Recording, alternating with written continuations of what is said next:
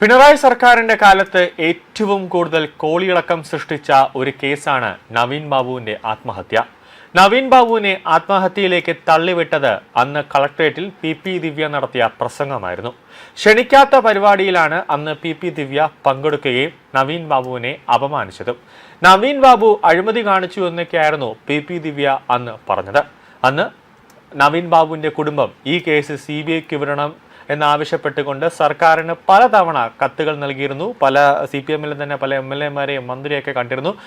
പക്ഷേ ഒരു നടപടിയും നടന്നില്ല എന്നതാണ് ഏറ്റവും പ്രധാനപ്പെട്ട കാര്യം. കൂടാതെ സത്യസന്ധരായ ഉദ്യോഗസ്ഥരൊന്നും ആ കേസ് അന്വേഷിച്ചില്ല എന്നതാണ് ഏറ്റവും പ്രധാനപ്പെട്ട കാര്യം. നിലവിൽ കേസ് CBIക്ക് വിടുന്നതിനോ അല്ലെങ്കിൽ കേരള പോലീസിലെ സത്യസന്ധരായ ഉദ്യോഗസ്ഥരെ ഉൾപ്പെടുത്തി പുനരന്വേഷണം നടത്തുന്നതിനോ ഉള്ള ആലോചനകൾ നടക്കുകയാണ്. ആദ്യ മന്ത്രിസഭാ യോഗത്തിൽ തന്നെ ഇത് സംബന്ധിച്ച് നിർണായകമായ ഒരു പ്രഖ്യാപനം ഉണ്ടാകുമെന്നാണ് KPCC ജനറൽ സെക്രട്ടറിയും റാണിയിലെ നിയുക്ത MLAമായ പയങ്കുളം മധു വ്യക്തമാക്കുന്നത്. നവീൻ ബാബുവിന്റെ നീതിക്കായി പത്തനംതിട്ടയിൽ നടന്ന പ്രക്ഷോഭങ്ങളുടെ മുൻനിരയിലുണ്ടായിരുന്ന മധുവിന്റെ നിലപാട് CPMനെ വീണ്ടും പ്രതിരോധത്തിലാക്കിയിരിക്കുകയാണ്. യാത്രയയപ്പ് ചടങ്ങിലേക്ക് ക്ഷണിക്കപ്പെടാതെ എത്തിയ പി ദിവ്യ പ്രശാന്തൻ എന്ന വ്യക്തി ഉന്നയിച്ച കൈക്കൂലി ആരോപണത്തിന്റെ പേരിൽ നവീൻ ബാബുവിനെ പരസ്യമായി അധിക്ഷേപിക്കുകയായിരുന്നു. ഒരു സാധാരണക്കാരനായ പ്രശാന്തിന് വേണ്ടി പി ദിവ്യ അഭിഭാഷക ചമഞ്ഞതിന് പിന്നിൽ യഥാർത്ഥ ബന്ധം CBI അന്വേഷിക്കണമെന്നാണ് കുടുംബത്തിന്റെയും കോൺഗ്രസ് നേതൃത്വത്തിന്റെയും പ്രധാന ആവശ്യം. പ്രശാന്തിനും ദിവ്യയും തമ്മിലുള്ള അവിശുദ്ധ കൂട്ടുകെട്ട് പുറത്തു വന്നാൽ അത് പാർട്ടിയുടെ ഉന്നത നേതൃത്വത്തിലേക്ക് നീളുമെന്നാണ് രാഷ്ട്രീയ നിരീക്ഷകർ കരുതുന്നത്. വിവാദമായ പെട്രോൾ പമ്പിന്റെ ഉടമസ്ഥാവകാശം സംബന്ധിച്ചും ദുരൂഹതകൾ വർദ്ധിക്കുകയാണ്. സാധാരണക്കാരനായ ഒരാൾക്ക് ഇത്ര വലിയ തുക മുടക്കി പമ്പ് തുടങ്ങാനുള്ള സാമ്പത്തിക ശേഷി ഉണ്ടോ എന്ന ചോദ്യം തുടക്കം മുതലേ ഉയർന്നിരുന്നു. പമ്പിന്റെ മറവിൽ ബിനാമി ഇടപാടുകൾ നടന്നിട്ടുണ്ടോ എന്നും ഉന്നത രാഷ്ട്രീയ ബന്ധങ്ങളുള്ള ആരെങ്കിലും ഇതിന് പിന്നിലുണ്ടോ എന്നും കണ്ടെത്തേണ്ടതുണ്ട്. വിശദ അന്വേഷണത്തിലൂടെ മാത്രമേ പമ്പിന്റെ യഥാർത്ഥ മാസ്റ്റർ ബ്രെയിൻ ആര് എന്ന സത്യം പുറത്തു വരൂ എന്നാണ് മധു പറയുന്നത്. ഭരണം മാറിയ സാഹചര്യത്തിൽ കേരള പോലീസിലെ തന്നെ നിഷ്പക്ഷരായ ഉദ്യോഗസ്ഥരെ വെച്ച് കേസ് അന്വേഷിക്കണമെന്നും ചർച്ച സജീവമാണ്.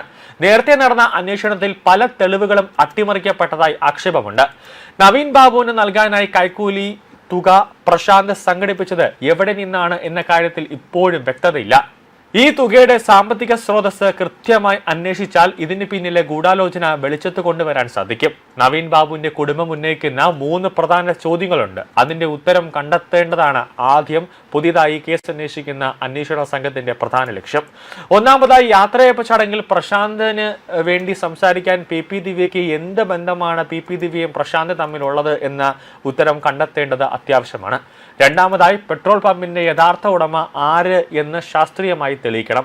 ഈ 2 ചോദ്യങ്ങൾക്കുള്ള ഉത്തരം തെളിഞ്ഞു കഴിഞ്ഞാൽ നവീൻ ബാബുവിന്റെ ആത്മഹത്യയുടെ പിന്നാമ്പുറത്തെയുള്ള എല്ലാവരുടെ പേരുകളും പുറത്തേക്ക് വരും എന്നുള്ളതാണ് ഏറ്റവും പ്രധാന കാര്യം.